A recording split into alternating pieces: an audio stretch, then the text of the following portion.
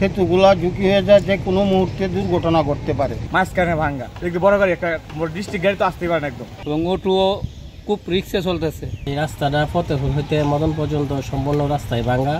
এরপরে পারপুরের bridge, সিঁদুরপুরের bridge, ফরেস্টকিলার bridge, তিনোটা ব্রিজে ভাঙ্গা। এরপরে হাসনপুরের ব্রিজ ভাঙ্গা।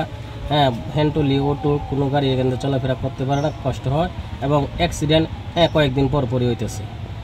সম্পূর্ণ রাস্তায় নষ্ট। এই রাস্তা অনেক দিন যাবৎ কাজ হয় না।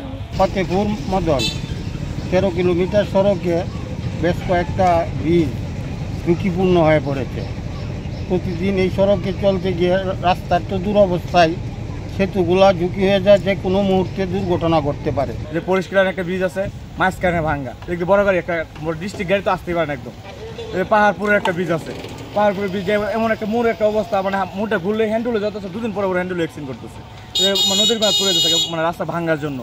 ওই পরে একটা সিঁদুরপুর আছে, সিঁদুরপুর ব্রিজের দিকে মাঝখানে অনেকটা ভাঙ্গা, মানে একটা মানে শুধু একটা অটো নিয়ে যেতে পারে না, মানে হ্যান্ডেলে যাবে জোর কথা, ট্রাক যাবে জোর কথা, এমন এক রাস্তায়। আর সরকারি উদ্যোগ নিয়ে এখনো রাস্তাটা ঠিক করতেছে না। আর কয়েকটা দিন পরে তো আমরা চলতেই পারবো না, এই চলাফেরা একদম বন্ধ, রাস্তা বন্ধ হয়ে যাবে। একটা পাহাড়পুর একটা ফরেস্টকিলা একটা যোগাযোগ লাইন বিশাল খারাপ, খুব কষ্টে আছি আমরা। বড় গাড়ি তো চলার কোনো বায়ুই নাই এবং অটোও খুব রিক্সে চলতেছে। হ্যান্ডটলিও বদ্ধ, বড় গাড়ি বদ্ধ, অটো খুব রিক্স। যদি এইটা না হয় তাহলে অটোও চলা বদ্ধ। আমি মদন ফতেপুর রাস্তার 2টা ব্রিজ ঝুঁকিপূর্ণ অবস্থায় বিদ্যমান রয়েছে, এই ব্যাপারে আপনাদের একটু তথ্য দেব।